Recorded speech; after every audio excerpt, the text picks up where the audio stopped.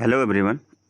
तो आज जो है हम आपके लिए लेकर आए हैं साइंस विज्ञान का क्वेश्चन पेपर, जो कि बोर्ड में जिस प्रकार के क्वेश्चन आपसे पूछे जाएंगे उस टाइप के क्वेश्चन, साथ ही साथ पिछले वर्ष के प्रश्न पत्र। और आप देख लीजिए कि इस जो है किस प्रकार का मॉडल आपको मिलेगा। सेम टू सेम यही मॉडल रहेगा परीक्षा में। यही प्रश्न पत्र तो नहीं कह सकते, लेकिन हाँ, एक जो तरीका होता है प्रश्न पूछने का उनका, वो यही रहेगा। मैंने हिंदी का मॉडल पेपर आपको दे दिया था और आप सभी कमेंट बॉक्स में लिखकर बताएगा क्लास 10 के विद्यार्थी कि आपका हिंदी का पेपर कैसा गया। कुछ ने हिंदी दिया है, कुछ लोगों ने संस्कृत दिया है और कुछ लोगों ने ड्राइंग दिया है। तो तीनों पेपर जो है, जिन्होंने हिंदी और संस्कृत दिया है वो बताएंगे कमेंट बॉक्स में उनका हिंदी और संस्कृत का पेपर कैसा गया है, और जिन्होंने हिंदी और ड्राइंग दिया है वो भी जो है कमेंट बॉक्स में लिख कर बताएंगे उनका हिंदी और ड्राइंग का पेपर कैसा गया। उम्मीद करता हूँ बेहतर पेपर गया होगा। और आज जो मैं आपको लेकर आया हूँ कि आज साइंस का जो है क्वेश्चन पेपर हमें मिला। आज हम 2 क्वेश्चन पेपर यहाँ पे देखने वाले हैं और दोनों प्रश्न पत्रों को आप पूरी तरह से हल करने का प्रयास करिए। और आपके जितने भी दोस्त हैं जो क्लास 10वीं का पेपर दे रहे हैं, सब तक इस वीडियो को ज़रूर शेयर करिएगा। और एक बात और आपसे कहना चाहता हूँ, एक जो है हमारा दूसरा चैनल है जिसका नाम है लीगल 24 अड्डा। लीगल 24 अड्डा। आप सभी से कहना चाहता हूँ, आप अपने गार्जियंस को भी जो है इस चैनल के बारे में बताएंगे।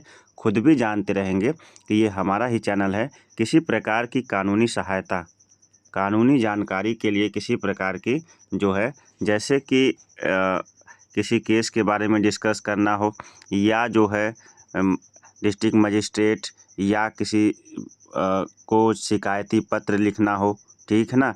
जैसे आप एप्लीकेशन लिखना चाहते हो, घर में चोरी हो गई है या किसी तरह से जो भी है, जिस तरह की आप जानकारी लेना चाहते हो, लीगल 24 अड्डा पे आकर आप क्या कर सकते हो, ले सकते हो। मारपीट होने पर किस प्रकार से शिकायती पत्र लिखें एसओ को, या किस प्रकार से एसपी को, किसको कैसे इन्फॉर्म करें, आपको इस प्रकार एक चीज़ें जो है आपको इसमें प्रोवाइड कराई जाएंगी। यानी आपको कानूनी जानकारी के लिए लीगल 24 अड्डा को सब्सक्राइब कर लेना है। मैं चैनल का लिंक डिस्क्रिप्शन में दे दूंगा, वहां से आप सब्सक्राइब कर लीजिएगा। लेकिन अभी हमारा वो टॉपिक नहीं, अभी हमारा जो है हम है स्टडी सीबीएल क्लासेस पर। और स्टडी सीबीएल क्लासेस यानी जिस चैनल को आप देख रहे हैं, यदि उसको अभी तक किसी ने सब्सक्राइब नहीं किया तो तुरंत सब्सक्राइब कर लो और वीडियो को लाइक कर लीजिए और अपने दोस्तों तक ज़्यादा से ज़्यादा से शेयर कर दीजिए। और कक्षा 10 के विद्यार्थियों तक तो इस वीडियो को 100% शेयर करिए, क्योंकि ये एक प्रश्न पत्र का मॉडल है। और ये प्रश्न पत्र जो है, यही प्रश्न पत्र 100% जो है, इस मॉडल यही रहेगा जो परीक्षा में पूछा जाए। क्वेश्चन बदल जाएंगे लेकिन मॉडल तो यही रहेगा ना। तो आपको परीक्षा से पहले हम परीक्षा वाली फीलिंग देने की पूरी प्रयास करते हैं। एक बार देख लो कि परीक्षा में कैसा जो है प्रश्न पत्र आने वाला है, ठीक है। तो चलिए शुरू करते हैं। सबसे पहले आप देखिए, जब भी आप परीक्षा में बैठोगे तो प्रश्न पत्र जो है आपका केवल प्रश्न पत्र होगा। कक्षा 10 का ये विज्ञान है और आपका पूर्णांक 70 नंबर का होगा, जो कि 30 नंबर आपको यहाँ प्रोजेक्ट में प्राप्त होगा, ठीक है ना। प्रोजेक्ट आपने बनाया होगा और जमा किया होगा अपने क्लास टीचर्स को। समय आपका 3 घंटे 15 मिनट का होगा। निर्देश: प्रारंभ के 15 मिनट विद्यार्थियों को प्रश्न पत्र पढ़ने के लिए निर्धारित किए गए। यानी प्रारंभ के जो 15 मिनट हैं वो सभी स्टूडेंट्स को जो है प्रश्न पत्र पढ़ने के लिए दिए जाते हैं। और सामान्य निर्देश आप जरूर पढ़ा करिए। निर्देश हर साल के बदलते रहते हैं।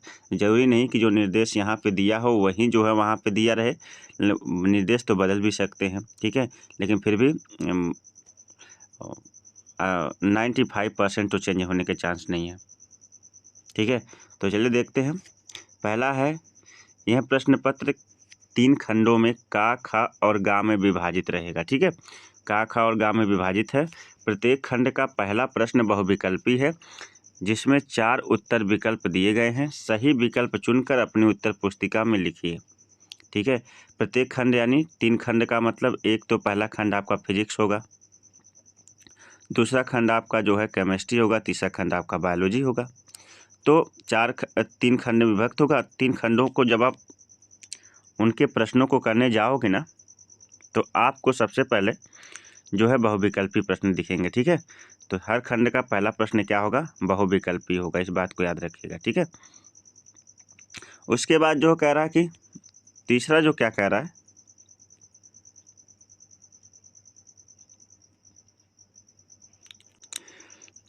जो तीसरा पॉइंट हमसे कह रहा है कि प्रत्येक खंड के सभी प्रश्न एक साथ करना आवश्यक है। प्रत्येक खंड नए पृष्ठ से प्रारंभ किया जाए। प्रत्येक खंड के सभी प्रश्न, देखिए भाई, अगर आपने पहला खंड शुरू कर दिया तो सभी पहले खंड के जितने भी क्वेश्चन हैं एक साथ कर जाओ यही। और हर एक खंड को जो है यहाँ पे लिखा है कि नए पृष्ठ से शुरू करना है। जैसे नए पृष्ठ से खंड डालकर आप शुरू करें। यहाँ पे साफ साफ इंस्ट्रक्शन लिख दिया है, यदि आप खंड का कर रहे हो तो आप इसे नए पृष्ठ से करें, और जब खंड का शुरू करें तो सारे प्रश्न खंड का के ही होने चाहिए। ठीक है, यदि आप खंड खा कर रहे हो तो उसे भी नए पृष्ठ से शुरू करें, और सारे प्रश्न जो है खंड खा के ही होने चाहिए। यदि आप खंड गा कर रहे हो तो फिर सारे प्रश्न खंड गा के ही होने चाहिए। और दूसरी चीज़ ये है कि ये एक नए पृष्ठ से शुरू होना चाहिए। इस बात को आप ध्यान रखिएगा। वहाँ परीक्षा में ये जो निर्देश दिए जाते हैं और छोटी छोटी जानकारियाँ दी जाती हैं, ये बड़ी मायने रखती हैं। ठीक है ना। आगे है, सभी प्रश्न अनिवार्य है और प्रश्नों के निर्धारित अंक उनके सम्मुख दिए हैं। सभी प्रश्न करना अनिवार्य है और सभी प्रश्नों के जो निर्धारित अंक हैं उन प्रश्नों के सामने दिए हुए हैं। आवश्यकता अनुसार अपने उत्तरों की पुष्टि स्वच्छ निम्नांकित चित्रों के रासायनिक समीकरण द्वारा कीजिए। अगर रसायन विज्ञान है और जीव विज्ञान है या कोई भी विज्ञान है, उसमें अगर चित्र पूछ रहा है तो आपको चित्र बनाना है, और अगर रसायन विज्ञान का कोई रिएक्शन पूछ रहा है तो आप आवश्यकता अनुसार रिएक्शन भी दीजिए। यहाँ पे इसके कहने का मतलब यही है। तो आइए आगे बढ़ते हैं। खंड का के प्रश्न आपके सामने आ चुके हैं, आप इसे हल करने का प्रयास करिएगा। मैं यहाँ पर हल नहीं करूँगा, मैं आपको पेपर मॉडल दिखाऊँगा। सबसे पहले आइए हम जान लेते हैं कि कितने प्रश्न जो है बहुविकल्पी के हैं। तो का, ख, ग, घ, 4 प्रश्न जो बहुविकल्पिक हैं। यहाँ से हमारी शुरू होती है फिजिक्स। हाई स्कूल के विद्यार्थी ध्यान दें, यहाँ शुरू क्या हो जाती है, फिजिक्स शुरू होती है। भौतिक विज्ञान शुरू होता है, और भौतिक विज्ञान के जो 4 प्रश्न हैं शुरुआत के, वो बहुविकल्पी होंगे। और हमारा खंड का है, ये खंड का होगा, वहाँ पर भी सेम टू सेम ऐसा ही होगा, सेम टू सेम ऐसा ही होगा, कोई चेंजिंग नहीं है, कोई बदलाव नहीं है। और पेपर मॉडल 100% ही होगा। वीडियो अच्छी लग रही हो तो तुरंत लाइक कर दो, चैनल पर नए हो तो सब्सक्राइब कर लो, क्योंकि ऐसी वीडियो, इस तरह के गाइडेंस आपको मिलना मुश्किल है। मैं भी परीक्षा से पहले तो इस तरह के गाइडेंस शायद ही कोई देता होगा। हम तो परेशान होते हैं आपके लिए, तो कम से कम आप भी थोड़ा सा जो हमारा सपोर्ट करिए। पहला क्वेश्चन का है, किसी वस्तु से बड़ा आभासी प्रतिबिंब बन सकता है। तो 4 ऑप्शन है, उत्तल दर्पण द्वारा, अवतल दर्पण द्वारा, समतल दर्पण द्वारा या अवतल लेंस द्वारा। जो सही होगा आप उसे सही कर लीजिएगा। हाँ, प्रतिरोधकता का एसआई मात्रक है ओम, मीटर स्क्वायर, कूलाम या वोल्ट मीटर या ओम। जो सही होगा उसको सही कर लीजिएगा। तीसरा क्वेश्चन है, एक बात और है, कुछ बच्चे क्या करते हैं, 4 ऑप्शन लिख के ट्रिक लगाते हैं परीक्षा में। ऐसा मत करिएगा। आपको क्या आंसर कैसे लिखना है, जैसे मानिए पहले का आप कर रहे हो ना, तो ऐसे कोष्टक में का कर दीजिएगा। पहले का मानिए चौथा सही है, तो पहले के का जो है ऐसे कर दीजिएगा, चौथा सही है। और चौथा है क्या, तो अवतल लेंस लिख के जो है क्या करेंगे, छोड़ देंगे। तो ये पहला आंसर हो गया। यहाँ प्रश्नोत्तर लिखा जाता है, क्या लिखा जाता है, प्रश्नोत्तर लिखा जाता है। और प्रश्नोत्तर संख्या पहला के का जो है चौथा, और उसका नाम क्या है, अवतल लेंस। ये आपको इस प्रकार से सही लिखना होता है। ठीक है, चारों ऑप्शन उतारने की आवश्यकता नहीं है, केवल अपना उत्तर उतारिए। आगे बढ़ते हैं। खा क्वेश्चन तो आप जान ही गए। गा वाला है, विद्युत धारा उत्पन्न करने की युक्ति को कहते हैं जनित्र कहते हैं, गैल्वेनोमीटर कहते हैं, एमीटर कहते हैं या मोटर कहते हैं। तो इसमें से क्या कहते हैं, ये आपने बेहतर साल भर पढ़ाई की है और अभी भी आप पढ़ ही रहे हो, तो आप अपने जो है जहाँ से भी स्रोतों से खोजिए, और साल भर आपने पढ़ाई की है। उम्मीद करता हूँ सारे क्वेश्चन आपको देखते ही आ रहे होंगे। फिजिक्स की पढ़ाई हमने नहीं, आपने करी है। ठीक है ना। और घ है, अभिनेत्र लेंस की फोकस दूरी में परिवर्तन किया जाता है किसके द्वारा, पुतली द्वारा, दृष्टिपटल द्वारा, पक्षमाभि द्वारा या परितालिका द्वारा। तो जिसके द्वारा किया जाता है अभिनीत लेंस की फोकस दूरी में परिवर्तन, वो ऑप्शन आप जो है क्वेश्चन नंबर पहला का घ का जो है मान लीजिए पुतली है तो पहला इसका सही है, और है क्या ये पुतली लिखना है पड़ेगा, क्या लिखना पड़ेगा, पुतली। ठीक है, ये बात समझ में आई। आगे बढ़ते हैं।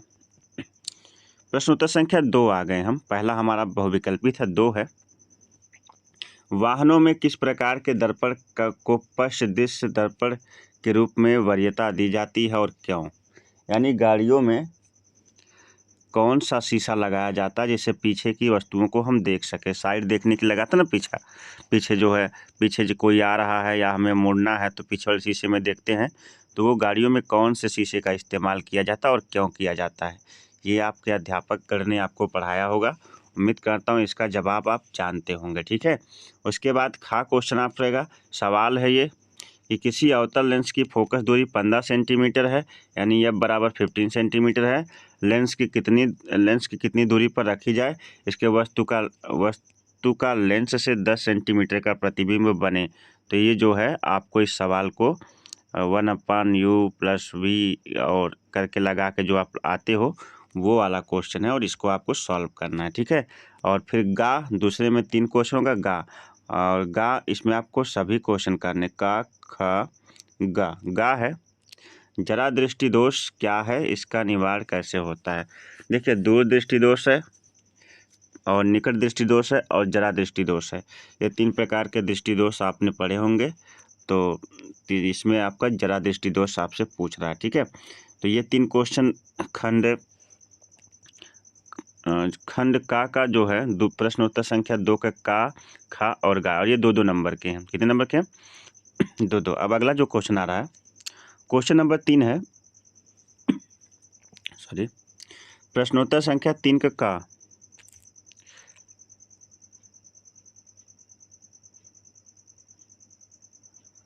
प्रश्न संख्या 3 का जो है ये एक लॉन्ग क्वेश्चन के अंतर्गत आता है जो आपको 4 नंबर कम से कम देगा। ठीक है, तो प्रश्नोत्तर संख्या 3 का क्या कहता है कि प्रकाश के परावर्तन के नियम लिखिए। 20 सेंटीमीटर वक्रता त्रिज्या वाले अवतल दर्पण के सामने पहला है 5 सेंटीमीटर दूरी पर, दूसरा 15 सेंटीमीटर दूरी पर एक कंडीशन दिया है, रखने पर प्रत्येक स्थिति में प्रतिबिंब कहाँ और कैसा बनेगा। तो ये तो आपका या तो ये क्वेश्चन करिए, ध्यान दीजिएगा, या तो आप जो है ये क्वेश्चन करिए, ठीक है, या फिर आप ये क्वेश्चन करिए। दोनों में से कोई एक करना है, या तो ये करना है या तो ये करना है, और दोनों में से कोई एक करेंगे आप। 3 के काम में जो है 2 अथवा करके हो जो होता है उसमें से एक ही करना होता है। अब आप वहाँ पे मैंने बताया ना, सनी देओल मत बन जाइएगा कि मुझे तो दोनों आ रहा मैं दोनों करूँगे या करूँगा, तो कृपया ऐसा ना करें। ठीक है, अगला है लेंस क्या होता है, प्रकाशित गुणों के आधार पर कितने प्रकार के होते हैं। उत्तर लेंस के प्रथम फोकस लेंस के बीच पर स्थित वस्तु प्रतिबिंब बनना किरण आरेख द्वारा खींचिए। ठीक है, जो आप इस प्रकार से करके खींचते हो ना, ऐसे करके लेंस जो बनाते हो, अब आप भाई तो ऐसे करके बनाते हो, तो वही चीज़ यहाँ पे जो है आपसे पूछ रहा है। क्या पूछ रहा है कि प्रकाश के परावर्तन के नियम लिखिए। 20 सेंटीमीटर त्रिज्या वाले अवतल लेंस के सामने 5 सेंटीमीटर की दूरी पर 15 सेंटीमीटर की दूरी पर कोई वस्तु रखने पर प्रत्येक स्थिति में प्रतिबिंब कहाँ और कैसा बनेगा ज्ञात कीजिए। तो ये तो आप या तो इसको करिए, या फिर लेंस क्या होता है, प्रकाशित गुणों के आधार पर कितने प्रकार के होते हैं लेंस के प्रथम फोकस तथा लेंस के बीच स्थित वस्तु के प्रतिबिंब बनना के आरेख द्वारा खींच कर आपको बताना है। ठीक है, या तो ये करिए, दोनों में से एक करके आना है। फिर 3 का खा, और ये आपको 4 नंबर देगा अगर ये क्वेश्चन करते हो। 3 का खा क्या है, 3 का खा है कि किसी चालक का प्रतिरोध किन कारकों पर निर्भर करता है। दिए गए पदार्थ के किसी L लंबाई तथा A मोटाई के तार का प्रतिरोध 4 ओम है, तो इस पदार्थ के किसी अन्य तार का प्रतिरोध क्या होगा यदि इसकी लंबाई 1/2 तथा मोटाई 2A है। या तो आप इसको लगाइए या फिर आप इसको करिए। ठीक है, और ये विद्युत विभवांतर की परिभाषा दीजिए तथा इसके मात्रक लिखिए। 10 ओम, 20 ओम तथा 30 ओम के प्रतिरोध यदि पहला है समांतर क्रम में लगे हों, दूसरा है श्रेणी क्रम में जोड़ दिए जाए, तो समतुल्य प्रतिरोध की गणना कीजिए। इन दोनों में से कोई एक करना है, इसको करते हैं तो 4 नंबर पाते हैं, सही करते हैं तो इसको सही करते हैं तो 4 नंबर पाते हैं। दोनों में से कोई एक ही करना है, यानी टोटल मिला के 4 नंबर आपको ले आने, दोनों क्वेश्चन में से कोई एक करके आना है। ठीक है, प्रश्नोत्तर संख्या 4 कह रहा कि विद्युत मोटर का नामांकित चित्र खींचकर सिद्धांत का कार्यविधि जो है स्पष्ट करिए। अगर आप इसको कर लेते हैं दोस्त, आपको 7 नंबर मिलेंगे। कितने मिलेंगे? 7 नंबर। ये लॉन्ग क्वेश्चन का है, फिजिक्स का लॉन्ग क्वेश्चन है। विद्युत मोटर का नामांकित चित्र खींचकर और सिद्धांत की तथा कार्यविधि को स्पष्ट करिए। ठीक है, या फिर आप अगर उसको नहीं करते हैं तो इसको कर सकते हैं। प्रणालिका किसे कहते हैं? प्रणालिका चुंबक की भांति कैसे व्यवहार करती है? किसी क्षण चुंबक की सहायता से विद्युत धारावाही प्रणालिका के उत्तर दक्षिण ध्रुव का जो है निर्धारण कैसे किया जाता है? या आप इसको करिए या आप इसको करिए। जब आप इसमें से दोनों में से कोई एक करते हो तो आपको वहाँ से 7 नंबर मिलेंगे। दोनों में से कोई एक ही करना है, ध्यान दीजिएगा। 4 में जो है अथवा में करके 2 क्वेश्चन, तो दोनों में से एक ही करना है। ठीक है, आइए फिजिक्स यहाँ पे आपका ख़त्म होता है। फिजिक्स अच्छा क्वेश्चन था। और आते हैं केमिस्ट्री पर। केमिस्ट्री है कि अगर खंड खा है और खंड खा, जैसे फिजिक्स वाला सेक्शन शुरू किया तो पूरा फिजिक्स का क्वेश्चन पहले कर जाना। ठीक है, और उसके बाद तब जाकर ऐसे नहीं बीच में फिजिक्स लिख रहे हो फिर वहीं में केमिस्ट्री का भी खंड खा कर जो है 5वां क्वेश्चन 6वां क्वेश्चन शुरू कर देना। नहीं, ऐसा मत करना, एक सेक्शन उठाना तो उसको पूरा करना। ठीक है, प्रश्नोत्तर संख्या 5 का है Zn + CuSO4 = Zn SO4 Cu बाहर निकल गया। इस अभिक्रिया किस प्रकार की है? संयोजन अभिक्रिया है, विस्थापन अभिक्रिया, द्विविस्थापन है या फिर वियोजन है? तो यहाँ पे देखने से ही लग रहा विस्थापन अभिक्रिया है, लेकिन आप उसका जवाब जो है वहाँ पे किस प्रकार से लिखेंगे प्रश्नोत्तर संख्या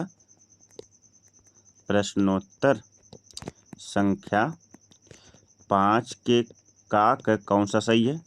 भैया 5 के का सही है, मान लीजिए दूसरा है क्या? दूसरा लिख देंगे विस्थापन अभिक्रिया, तब जाके आपका पूरा आंसर होगा। ठीक है, और चारों ऑप्शन लिखने की आवश्यकता नहीं है। ठीक है, याद रखिएगा, चारों ऑप्शन आपको लिखने की कोई ज़रूरत नहीं है। आगे बढ़ते हैं। क्वेश्चन नंबर 2 कहता है ख। देखिए, पहले का खा और 4 क्वेश्चन आपको, उसमें 4 क्वेश्चन लगातार बहुविकल्पी थे, इसमें 3 क्वेश्चन आपको बहुविकल्पी मिलेंगे। का, खा और इसमें गा है। जैसे जल की कठोरता को हटाने के लिए निम्नलिखित में से किसका उपयोग किया जाता है?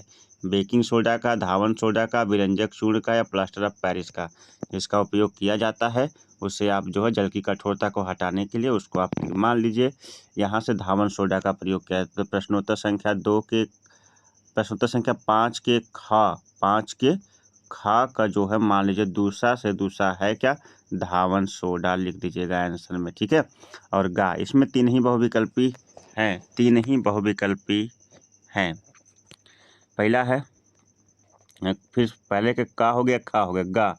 निम्न में से किस यौगिक में OH क्रियात्मक समूह लगता है? ब्यूटेनोन में, ब्यूटेनॉल में, मेथेनोइक एसिड में या ब्यूटेनल में? तो भाई मान लीजिए हमारा आंसर सही है दूसरा, ब्यूटेनॉल में लगता है। मान लीजिए क्या सही बिल्कुल है। अब अगर इसको आंसर को लिखना है तो प्रश्नोत्तर संख्या 5 के गा का जो है दूसरा सही है, दूसरा है क्या? ब्यूटेनॉल है। क्या है? ऑल समूह जुड़ा हुआ है। ठीक है, आगे चलते हैं। और हाँ, केमिस्ट्री और बायोलॉजी से संबंधित किसी भी प्रकार की यदि आपको वीडियो चाहिए तो स्टडी CBL क्लासेस पे आपके कक्षा 10 का हर एक टॉपिक अपलोड है। चाहे आप किसी भी टॉपिक में, और वो 2 विषयों के लिए स्पेशल, केमिस्ट्री के लिए और बायोलॉजी के लिए, जो भी टॉपिक आपको समझ में ना आए स्टडी CBL क्लासेस पर आप जो है जाइए, यानी इसी चैनल पर जो है आप जाइए, चैनल के अंदर विजिट करिए और सारे जो भी आपको पढ़ना हो सब आप पढ़ सकते हो। ठीक है, और आसान से आसान शब्दों में सब कुछ समझ में आने वाला।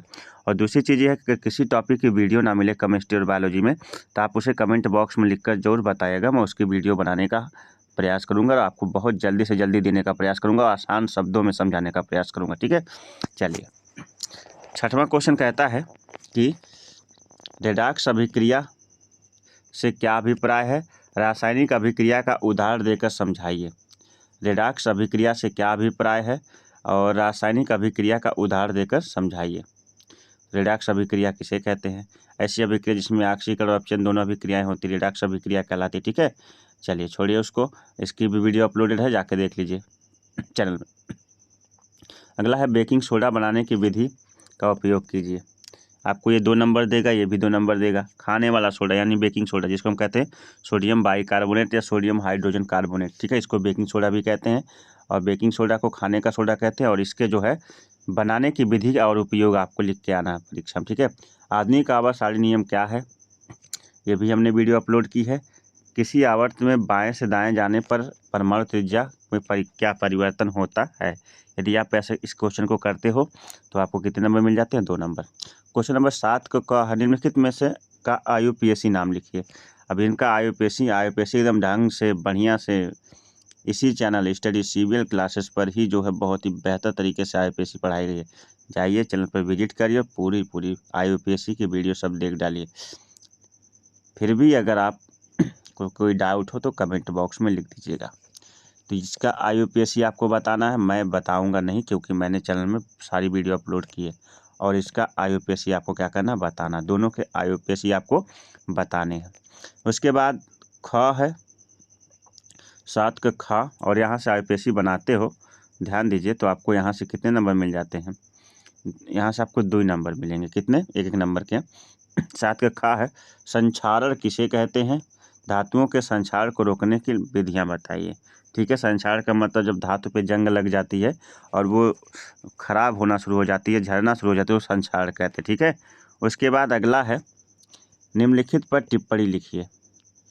पहला कार्बनिक यौगिकों के प्रतिस्थापन अभिक्रिया पर, दूसरा साबुन की सफाई प्रक्रिया पर। साबुन की सफाई प्रक्रिया की वीडियो अपलोड है और यौगिक में प्रतिस्थापन अभिक्रिया की वीडियो अपलोड है। सजातीय श्रेणी की वीडियो भी अपलोड है। आप इनमें से जो भी वीडियो देखना चाहते हैं स्टडी CBL क्लासेस पर जाकर देख सकते हैं। और यहाँ से आपका 7 नंबर सीधे सीधे आपको मिल जाएगा। कितना नंबर, 7 नंबर। या फिर अगर आप या तो इसे करिए या फिर आप इसे करिए, कर सकते हैं। निम्नलिखित के रासायनिक समीकरण लिखिए। एथेनॉल सोडियम के साथ अब रासायनिक अभिक्रिया करता है तो क्या बना, जैसे C2H5OH, ये एथेनॉल हो गया और ये सोडियम के साथ रासायनिक अभिक्रिया करेगा तो क्या बनाएगा, ये आपको क्या करना है, अपने रिएक्शन में दिखाना है। दूसरा है एथिल अल्कोहल को 443 केल्विन ताप पर शांत सल्फ्यूरिक अम्ल के साथ गर्म किया जाता है तो क्या प्राप्त होता है।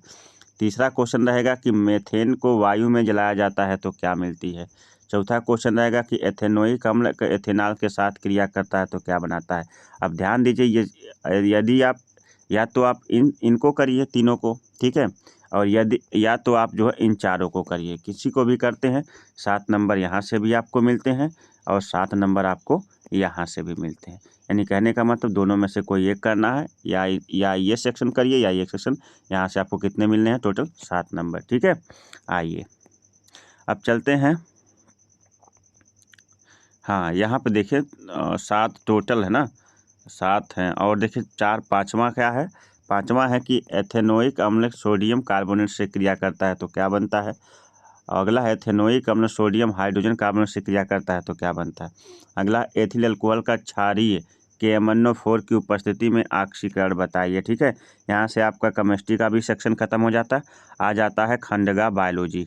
और जब भी आप केमिस्ट्री उठाओगे तो पूरा केमिस्ट्री कर जाइएगा, जब भी आप फिजिक्स उठाओगे पूरा फिजिक्स कर जाएगा, और आप बायोलॉजी में आए हो तो केवल बायोलॉजी के क्वेश्चन वहाँ करिएगा। और यहाँ पर बहुविकल्पी बायोलॉजी के कितने बहुविकल्पी हैं, तो बहुविकल्पी के 4 हैं क्वेश्चन बहुविकल्पी। ठीक है, निम्नलिखित में से कौन सा मानव में मादा जनन तंत्र का भाग नहीं है। अंडाशय, गर्भाशय, शुक्रवाहिका या डिंबवाहिनी। तो इसमें से कौन सा नहीं है, आप जो है इसे जो है मान लीजिए मैंने लगा दिया शुक्राशय, तो मुझे 9 के काक जो है मान लीजिए जो है चौथा है, तीसरा से तीसरा है क्या, तो तीसरा मैं लिखूंगा शुक्रवाहिका। क्या लिखूंगा, शुक्रवाहिका आंसर में। इस प्रकार से मुझे आंसर लिखना पड़ेगा। जीवाश्म ऊर्जा का स्रोत है पवन ऊर्जा, सौर ऊर्जा, कोयला या विद्युत। जीवाश्म ऊर्जा में आता है कोयला, वैसे आता है, तो मुझे इसका आंसर लिखना है तो मैं कैसे लिखूंगा, 9 के खाकर तीसरा कोयला। ठीक है, आगे चलते हैं। क्या है, पवन चक्कियों का उपयोग किन कार्यों को करने के लिए होता है। यांत्रिक कार्य को, रासायनिक कार्य को, दोनों कार्य को, इनमें से कोई नहीं। तो यांत्रिक कार्य को करने के लिए होता है, लेकिन आप वहाँ पे जवाब लिखेंगे। ठीक है, वे पदार्थ जो जैविक प्रक्रम द्वारा अपघटित हो जाते क्या कहलाते हैं? जैव निम्नीकरण, अजैव निम्नीकरण, जैव उच्चीकरण, इनमें से कोई नहीं। तो 4 ऑप्शन है, चारों में से कोई एक सही है। आप सही ऑप्शन पढ़ के जाइएगा, वहाँ पे लगा के आइएगा, ठीक है। अगला है क्वेश्चन नंबर 10 का है स्वपोषी पोषण के लिए आवश्यक परिस्थितियाँ कौन सी होती हैं? उप उत्पाद क्या हैं? ये पहला क्वेश्चन है। अगला, पुष्प के बीजांड का स्वच्छ नामांकित चित्र बने। सारे क्वेश्चन पुष्प के बीजांड का चित्र बनता है, मैंने अपने चैनल स्टडी सीबीएल क्लासेस पर जो है अपलोड किया है। ऐसे करके चित्र बना होगा। निषेचन, द्वय निषेचन जाके पढ़ लीजिए, बीजांड का चित्र पूरा का पूरा पढ़िएगा और आपको सब कुछ कंसेप्ट वहाँ पे मिल जाएगा, ठीक है। अगला क्वेश्चन है, जैव निम्नीकरण पदार्थ पर्यावरण को किस प्रकार प्रभावित करते हैं? ठीक है, जैव निम्नीकरण पदार्थ पर्यावरण को किस प्रकार, आपको बायोलॉजी जिन्होंने भी पढ़ाया होगा, आपको सारे को वहाँ क्वेश्चन पढ़ाए गए होंगे। क्वेश्चन नंबर 11 कहता है कि कायिक प्रवर्धन क्या है? उदाहरण सहित स्पष्ट कीजिए। कायिक प्रवर्धन क्या है? उदाहरण सहित स्पष्ट कीजिए। क्वेश्चन नंबर 12 कहता है कि मादा जनन तंत्र का स्वच्छ और नामांकित चित्र बनाइए और संक्षिप्त वर्णन कीजिए ना। मादा जनन तंत्र का स्वच्छ और नामांकित चित्र बनाना है और जो है बनाइए तथा इसका संक्षिप्त वर्णन कीजिए। एक तो ये हो जाता है। अगला क्वेश्चन होता है कि लिंग गुणसूत्र किसे कहते हैं? मानव में लिंग निर्धारण की प्रक्रिया को समझें। एक बात और है, यहाँ देखिएगा, क्वेश्चन नंबर 11 पे आप आ चुके ना। क्वेश्चन नंबर 11 में है, या तो आप जो है कायिक प्रवर्धन क्या है उदाहरण से स्पष्ट कीजिए, या तो इसको करिए, या फिर आप इसको कर सकते हैं मादा जनन तंत्र का स्वच्छ नामांकित चित्र आपको क्या करना, संक्षिप्त में बनाना। इन दोनों में से कोई आपको एक ही करना, ठीक है। या तो इसको करिए या तो इसको करिए। यहाँ से आपको क्या नंबर मिलने वाला है? 4 नंबर। टोटल कितना मिले? 4 नंबर मिलने वाला है। और फिर 11 का खा है, लिंग गुणसूत्र किसे कहते हैं? मानव में लिंग निर्धारण की प्रक्रिया। ये क्वेश्चन मैंने करवाया है स्टडी सीबीएल क्लासेस पर, जाकर देख लीजिए। अब बहुत ही महत्वपूर्ण क्वेश्चन है ये, ठीक है। और अगला है जीवाश्म क्या है? जैव विकास प्रक्रम के लिए क्या दर्शाते हैं? तो यहाँ से आप इनको करते, दोनों में से कोई एक करना, या तो ये करिए या तो ये करिए। यहाँ से आपको टोटल कितने मिलने वाले? 4 नंबर। अगला है, मानव पाचन तंत्र का नामांकित चित्र बनाकर आमाशय तथा क्षुद्रांत में होने वाली पाचन क्रियाओं का वर्णन कीजिए। यहाँ से आपको 3, 2, 5, 2, 7 नंबर ये क्वेश्चन देगा। यदि आप इसे करते, या आप इसको करिए, पादपों में परिवहन से आप क्या समझते हैं? और पौधों में जल, भोजन, अन्य पदार्थों के स्थानांतरण का दोनों क्वेश्चन करवाए गए हैं, चैनल पर जाके देख सकते हो। दोनों में से कोई भी आप करते हो, एक करना होता है आपको दोनों में से, और वहाँ से आपको 7 नंबर मिल जाते हैं। और यहाँ पर आपका जो है पहला जो हमने पेपर उठाया है साइंस का, वो तो ख़त्म हुआ। दूसरा पेपर चलिए अब यहीं से शुरू कर देते हैं, दूसरा भी, और आपको बताते हैं दूसरा जो इससे अलग मॉडल है। मॉडल तो क्वेश्चन यही, क्वेश्चन मॉडल जैसे चेंज नहीं, जैसे किस प्रकार से क्वेश्चन रखे गए हैं वो मॉडल चेंज नहीं है, लेकिन हाँ प्रश्न जरूर चेंज है। तो कई तरह के प्रश्न आप इन्हीं दो मॉडल पेपर्स को ही हल कर लीजिए जो मैं आपको दे रहा हूँ। 100% की परीक्षा में यही सारे प्रश्न जो है घूम फिर कर आप मिल जाएंगे, ठीक है। आइए दूसरे पेपर पर चलते हैं और दूसरा भी आपको कंसेप्ट समझाते हैं, ठीक है। दूसरा जो हमको मॉडल पेपर मिला है उसको भी दिखा देते हैं आपको।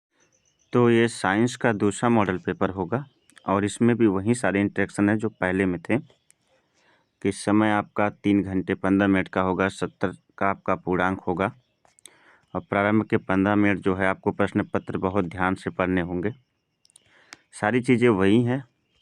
और खंड इसमें भी आपका लिखा गया है कि यह प्रश्न पत्र जो है 3 खंड में का, खा, गा में विभाजित होगा। प्रत्येक खंड का पहला प्रश्न बहुविकल्पी होगा और 4 उत्तर दिए गए हैं और सही विकल्प चुनकर अपनी उत्तर पुस्तिका में आपको लिखना होगा। प्रत्येक खंड के सभी प्रश्न एक साथ करना आवश्यक है। प्रत्येक खंड नए पृष्ठ से प्रारंभ किया जाए और सभी प्रश्न जो है क्या होने चाहिए? अनिवार्य होने चाहिए, और प्रश्नों के सम्मुख उनके अंक निर्धारित किए गए हैं। आवश्यकता अनुसार अपने उत्तरों की पुष्टि स्वच्छ नामांकित चित्र और रासायनिक समीकरण। सेम टू सेम वही सारे इंस्ट्रक्शन है जो वीडियो के शुरुआत में थे, ठीक है। अब देखिए यहाँ पर अगर ये 2 मॉडल पेपर मैंने आपको दिए हैं, 2 प्रश्न पत्र मैंने आपको दिए हैं, तो दोनों को आप हल कर लेंगे तो दोनों में से आपके कम से कम कितना भी नहीं तो 20 से 30 नंबर का यहीं से आपका मिल जाएगा, ठीक है। हालांकि मॉडल तो यही है और ऐसे ही क्वेश्चन पूछे जाने हैं, और हो सकता है कि इनमें से बहुत सारे प्रश्न आपसे डायरेक्टली जो है एग्जाम में आ जाए। तो वीडियो को लाइक कर दीजिए सबसे पहले, आगे चलते हैं। देखिए खंड का पर आ चुके हैं जो कि फिजिक्स का ही है। किसी प्रतिबिंब का अवतल दर्पण द्वारा बना दर्पण द्वारा बना प्रतिबिंब आभासी सीधा बिंब से बड़ा पाया गया वस्तु की स्थिति कहाँ होगी? तो पहली है ए, मुख्य फोकस तथा वक्रता केंद्र के बीच होगी। दूसरा है वक्रता केंद्र पर होगी। तीसरा वक्रता केंद्र से परे होगी। और चौथा ऑप्शन है दर्पण के ध्रुव तथा मुख्य फोकस के बीच होगी। जो ऑप्शन इसमें से सही होगा आप लगा लीजिएगा। इसमें 4 मिलेंगे आपको बहुविकल्पी फिजिक्स में ना शुरुआत में। निम्नलिखित में से कौन सा पद विद्युत परिपथ में विद्युत शक्ति को निर्धारित नहीं करता? I²R, IR², VI और V²/R। ठीक है, इसमें से जो सही है आप उसे लगा लीजिएगा। ठीक है, आपने साल भर पढ़ाई की है, क्या पढ़े हैं आप, यहीं पर आपका परीक्षण हो जाएगा। अगला है विद्युत धारा उत्पन्न करने की युक्ति को क्या कहते हैं?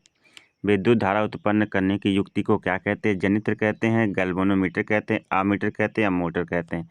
इसमें से एक ऑप्शन सही है, उसको लगा लीजिएगा। चौथा है प्रश्नोत्तर संख्या खंड का के प्रश्नोत्तर संख्या 1 का चौथा है कि अभिनेत्र लेंस की फोकस दूरी में परिवर्तन किया जाता है पुतली द्वारा, दृष्टिपटल द्वारा, पश्चिमाभि द्वारा या परितालिका द्वारा। तो इसमें से एक ऑप्शन सही है, वो आप लगा लीजिएगा। क्वेश्चन नंबर नेक्स्ट है दूसरा का अंतिम पंक्ति में बैठे किसी विद्यार्थी को श्यामपट्ट पढ़ने में कठिनाई होती है। यह विद्यार्थी किस दृष्टिदोष से पीड़ित है? इसे किस प्रकार संशोधित किया जा सकता है? 2 नंबर का है, तो दूर दृष्टिदोष से पीड़ित है या फिर निकट दृष्टिदोष से पीड़ित है या फिर जरा दृष्टिदोष से पीड़ित है, किससे पीड़ित है वो आपको इस प्रश्न का जवाब देना है। 2 का। और 2 का खा क्वेश्चन कहता है कि उस लेंस की फोकस दूरी ज्ञात कीजिए जिसकी क्षमता, ये सभी क्वेश्चन अभी हल कर जाइए क्योंकि ये सभी क्वेश्चन बार बार रिपीट हो रहे हैं। ठीक है ना, बार बार रिपीट हो रहे हैं, प्रश्न पत्रों से मिल रहे हैं, तो अब की बार भी इनके आने के चांसेस बहुत ज़्यादा हैं। उस लेंस की फोकस दूरी ज्ञात कीजिए जिसकी क्षमता -2.0 डायोप्टर है। तो यह किस प्रकार का लेंस है? एक मतलब ये भी आपका 2 नंबर का है, इसको लगाना है आपको और बताना है। अगला है 2 का गा प्रकाश वायु से 1.50 अपवर्तनांक की कांच की प्लेट में प्रवेश करता है। कांच में प्रकाश की चाल कितनी है?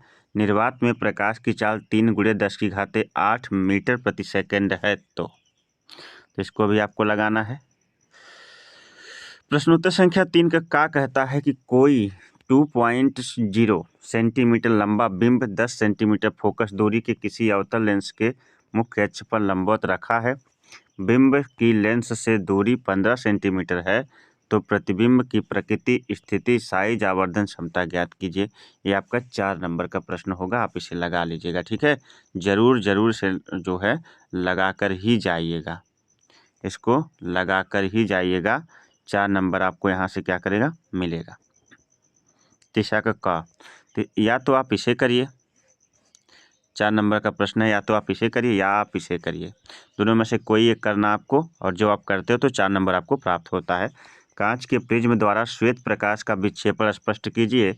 उचित चित्र बना करके जो है विक्षेपण का मूल कारण भी समझाइए। तो कहने का मतलब यहाँ आपको प्रिज्म का चित्र बनाना है और उसमें निकलते हुए प्रकाश का चित्र दिखाना है। या तो इसे करिए या तो इसे करिए, दोनों में से कोई करते 4 नंबर मिलेगा। अगला है खा किसी विद्युत परिपथ में 2 बिंदुओं के बीच विभवांतर मापने के लिए वोल्ट मीटर को किस प्रकार संयोजित किया जाता है कि 6 वोल्ट बैटरी से गुजरने वाले हर एक कूलाम आवेश को कितनी ऊर्जा दी जाए।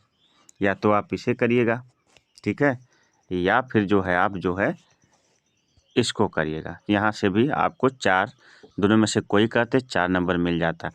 एक क्वेश्चन जो है यहाँ पर न्यूमेरिकल टाइप का है, तो एक क्वेश्चन जो है क्या है, थोड़ा सा आसान कर दिया है। ठीक है, 2 चुंबकीय क्षेत्र रेखाएं एक दूसरे को प्रतिच्छेद क्यों नहीं करती हैं?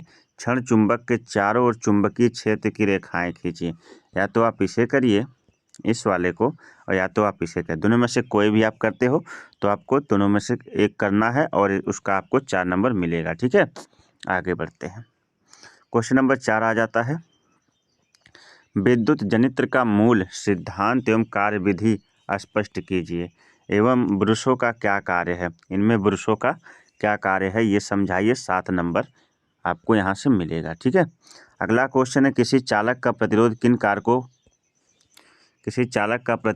कारकों पर निर्भर करता है। दिए गए पदार्थ की लंबाई L तथा मोटाई के तार का प्रतिरोध 4 ओम है, तो इसी पदार्थ के किसी अन्य तार का प्रतिरोध क्या होगा। इसकी लंबाई L/2 तथा मोटाई 2a है।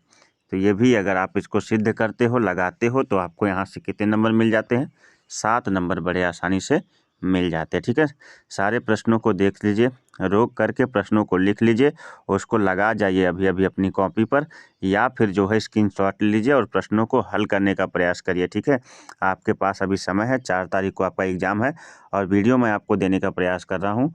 आज तारीख हो जाती है 30, यानी 30 तारीख को मैं वीडियो आपको प्रोवाइड कर रहा हूँ। 31 से लेकर के 4 तक आपके पास 5 दिन है। 5 दिन आपके लिए बहुत है, आप बहुत अच्छी तैयारी भी कर सकते हो इन पेपर के माध्यम से। अगला है खंड खा, जो कि केमिस्ट्री का है, और केमिस्ट्री और बायोलॉजी की किसी भी प्रकार की वीडियो के लिए मैंने बताया आप स्टडी CBA क्लासेस पर जा कर के वॉच कर सकते हैं। ठीक है, वहाँ देख सकते हैं, हर एक टॉपिक पर आपको वीडियो मिलेगी 100% मिलेगी। ठीक है, तो चलिए, कह रहा है कि Fe2O3 + 2Al is equal to, तीर का निशान है, इज इक्वल टू कहते हैं इसे, Al2O3 + 2Fe। ये दी गई अभिक्रिया किस प्रकार की अभिक्रिया, संयोजन है, द्विविस्थापन है, वियोजन है या विस्थापन है। तो यहाँ से कौन सी अभिक्रिया है। वैसे तो ये विस्थापन होनी चाहिए, फिर भी आप जो है कैसे उत्तर लिखेंगे। जो मान लीजिए प्रश्नोत्तर संख्या 5 के का चौथा सही है, तो प्रश्नोत्तर संख्या लिखेंगे 5 के का चौथा सही है, और चौथा है क्या, विस्थापन है। क्या है, विस्थापन, हाँ विस्थापन आप लिख कर आएंगे। ठीक है, अगला है क्वेश्चन नंबर 5 का खा, केमिस्ट्री पोर्शन का। यदि कोई तत्व 5वें समूह का है तो हाइड्रोजन के प्रति संयोजकता होगी 5 होगी, 3 होगी, 2 होगी, 1 होगी। क्या होगी, इसमें आपको क्या करना है, बताना है। ठीक है, 5वें के खा का कौन सा सही है। ठीक है, आगे बढ़ते हैं। गा है, एथेन का आणविक सूत्र C2H6 है। इसमें 6 सहसंयोजक आबंध है, 7 सहसंयोजक आबंध है, 8 सहसंयोजक आबंध है और 9 सहसंयोजक आबंध है। तो इसमें से कौन सा सही है, आपको क्या करना है, लगाना। मैं तो हालांकि मुझे सारे क्वेश्चन आ रहे हैं, लेकिन यहाँ मैं प्रश्नों के उत्तर देने के लिए नहीं आया हूँ। मैं आपको पेपर मॉडल समझाने आया हूँ कि जैसे ही आपके हाथ में पेपर आएगा सारे क्वेश्चन इसी प्रकार से अरेंज होंगे। आप देखते ही बोलोगे कि ये तो मैं तो पहले देख चुका हूँ या देख चुकी हूँ, ये तो सर ने पूरा का पूरा मॉडल ही उठा के दे दिया था। प्रश्नों को हल आप करते रहिए, जो ना आए कमेंट बॉक्स में लिख दीजिएगा, मैं सभी के आंसर आपको अलग से वीडियो में दे दूंगा। और दूसरी चीज़ ये है कि स्टडी CBA क्लासेस को एक बार ज़रूर देखिएगा सब्सक्राइब करके, उसके अंदर जाइएगा तो सारी वीडियो सीक्वेंस वाइज एक एक सारी वीडियो, सारे प्रश्नों के जवाब आपको उसी चैनल पर क्या मिल जाएगा, अपलोड मिल जाएगा। ठीक है, आगे बढ़ते हैं। 6वां है ख का, संतुलित रासायनिक समीकरण क्या है, रासायनिक समीकरण को संतुलित करना आवश्यक क्यों है। ठीक है, यदि आप इसको जो है लिखते हो तो आपको 2 नंबर यहाँ से मिल जाता है। और 6 का खा है, रासायनिक गुणधर्मों के आधार पर धातु तथा अधातुओं का विभेद है। रासायनिक गुणधर्म बताने, भौतिक नहीं, रासायनिक गुणधर्मों के आधार पर धातु तथा धातु में अंतर बताना है। अगला है दैनिक जीवन में pH के महत्व को समझाइए। दैनिक जीवन में pH के महत्व को समझाइए, ये आपका अम्ल क्षार लवण से है। उसके बाद है IUPAC, देखिए सब में लगभग आया है। निम्न का IUPAC नाम लिखिए। एक ये IUPAC, आपको IUPAC की वीडियो इसी चैनल पर अपलोड है। फटाफट जो है चैनल को सब्सक्राइब करके वीडियोज़ में जाइए, सारी वीडियोज़ देखिए, सब वीडियो सीक्वेंस वाइज IUPAC की पड़ी होंगी। ठीक है, आपको सब वीडियो यहीं पर मिल जाएंगे, कहीं बाहर जाने की आवश्यकता नहीं है। और दूसरा है ये, इसकी IUPAC आपको बताना है। ठीक है, हिंदी और संस्कृत या ड्राइविंग का पेपर आपका कैसा गया, कमेंट बॉक्स में लिखकर बता दीजिएगा। ठीक है, आधुनिक आवर्त नियम क्या है, आवर्त सारणी में करा कि किसी आवर्त में बाएं से दाएं जाने पर परमाणु त्रिज्या पर क्या परिवर्तन पड़ता है। तो पिछले वाले में भी था और इसमें भी। अगला है निम्नलिखित पर संक्षिप्त टिप्पणी लिखिए। एस्टरीकरण है, कार्बनिक यौगिक का प्रतिस्थापन है, साबुनीकरण है और प्राकार्यात्मक समूह है। तो इन पर जो है यदि आप टिप्पणी लिखते हो चारों चारों पर, तो आपको यहाँ से 7 नंबर मिल जाते हैं। कितने मिलते हैं? 7 नंबर, ठीक है।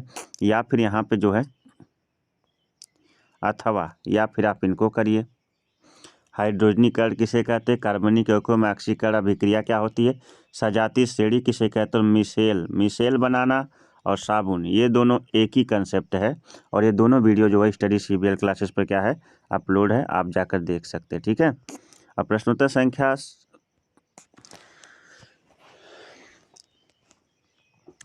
चलिए खंड ग आ गया है। खंड ग में प्रश्नोत्तर संख्या 9 पर आ गए, जो कि बायोलॉजी का सेक्शन अब शुरू हो रहा है, बायोलॉजी। और बायोलॉजी सेक्शन में पहला क्वेश्चन है, निम्नलिखित में से कौन सा मादा जनन तंत्र का भाग नहीं है? अंडाशय, गर्भाशय, शुक्रवाहिका या डिंबवाहिनी। तो इसमें से आपका जो ऑप्शन सही है वो है शुक्रवाहिनी, मैंने पिछले वीडियो में बताया था, ठीक है। अगला है, निम्न में से कौन जैव मात्रा ऊर्जा का उदाहरण नहीं है? लकड़ी, गोबर, नाभिकीय ऊर्जा, कोयला, ठीक है।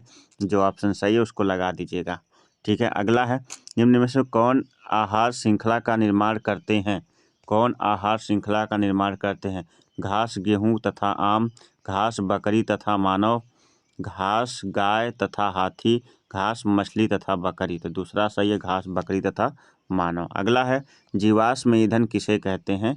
इसमें जो है आपको जीवाश्म ईंधन क्या है?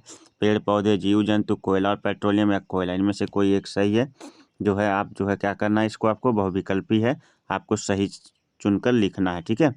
प्रश्न उत्तर संख्या 10 है कि मानव पाचन तंत्र का स्वच्छ नामांकित चित्र बनाइए। तो एकदम पाचन तंत्र का केवल चित्र बनाना है, 2 नंबर यहाँ से मुफ्त का उठा लेंगे। अगला है, क्या होगा यदि हम पोषी स्तर के सभी जीवों को समाप्त कर दें? तो पूरी खाद्य श्रृंखला बिगड़ जाएगी, यानी ये 10वां का खा भी आपको करना है। 10वां का गा क्या है? मानव में वृषण के क्या कार्य हैं? तो वृषण के क्या कार्य हैं, जनन में पढ़ लीजिएगा आप लोग। अगला है क्वेश्चन नंबर 11 का प्रत्यावर्ती क्रिया क्या है? इस क्रिया को मस्तिष्क में क्या भूमिका है? मस्तिष्क की क्या भूमिका है, ठीक है। अब ये तो आपके सिलेबस से आउट कर दिया गया है, लेकिन पता नहीं कहाँ से क्वेश्चन डाल दिया, लेकिन फिर भी तैयार करके जाइएगा, या तो इसको करिएगा या फिर ये कर लीजिएगा, ठीक है। इन दोनों में से एक क्वेश्चन करना है। और फिर 11 का ख है कि मेंडल के प्रभावी तथा प्रभावी लक्षण वाले प्रयोगों को स्पष्ट कीजिए। प्रभाविता का नियम पूछ रहा, मैं भी पूछ रहा हूँ मेंडल आए क्यों नहीं अभी तक? तो मेंडल अभी आए हैं दूसरे वाले सेट में, ठीक है। कि मेंडल का प्रभाविता का नियम आपको क्या करना, स्पष्ट करना, जब विपरीत लक्षणों वाले 2 गुणों का। और इसकी वीडियो एकदम sequence wise video study CBL classes पे अपलोड है, जाकर तुरंत देखिए, ठीक है। तुरंत देखिए और सारे प्रश्नों का जवाब पाइए। अगला, समजातता और समरूप अंक किसे कहते हैं? समजातता पर टिप्पणी कीजिए, ये भी वीडियो अपलोड है। सारी वीडियो स्टडी CBL क्लासेस पर अपलोड है, ठीक है। स्वपोषी पोषण, विषम पोषी पोषण में क्या अंतर, ये भी अपलोड किए हैं, ठीक है। आगे चलते हैं, कहाँ आ गए हम? आगे है, वृक्काणु या नेफ्रॉन क्या होते हैं? इनकी रचना क्रियाविधि का सचित्र वर्णन करना है। रचना क्रियाविधि का सचित्र वर्णन करना, ठीक है। रचना क्रियाविधि का कैसे वर्णन करना है? सचित्र वर्णन करना है। तो यहाँ से आपका दूसरा सेट भी हो जाता है समाप्त। उम्मीद करता हूँ कि आज जो हमने आपको साइंस का सेट दिया है, दोनों सेट, दोनों आपको बहुत ही बेहतर समझ में आया होगा। और हाँ, आप वीडियो को लाइक कर दीजिए, चैनल पर नए हैं तो ज़रूर सब्सक्राइब कर लीजिएगा। और अपने सभी दोस्तों तक जो हाई स्कूल का पेपर देने वाले हैं विज्ञान का, उन तक ये वीडियो शेयर करिए। सभी देने वाले हैं, क्योंकि साइंस तो अनिवार्य है। तो मिलते हैं एक नए वीडियो के साथ, और कमेंट बॉक्स में लिखकर बताइएगा आपका हिंदी, संस्कृत और ड्राइंग का पेपर कैसा गया है। और ये पेपर भी आपका बेहतर जाए, हमारी शुभकामनाएं आपके साथ हैं। Best of luck. मिलते हैं एक नए वीडियो के साथ। हाँ, और किसी भी टॉपिक में, किसी भी कंसेप्ट में यदि आपको दिक्कत हो तो आप कमेंट बॉक्स में लिख दीजिएगा। अगर उसकी वीडियो अपलोड नहीं है तो मैं पूरी तरह से अपलोड करने का प्रयास करूंगा और अपलोड कर दूंगा, ठीक है। तो कोई भी चीज़ अगर यदि आपको साइंस में नहीं आ रहा है तो आप उस क्वेश्चन को हमसे कमेंट बॉक्स में लिखकर पूछ सकते हैं, मैं पूरा बताने का प्रयास करूंगा। तो चलिए एक नई वीडियो के साथ मिलते हैं, तब तक के लिए आप सभी को नमस्कार, बाय बाय, जय।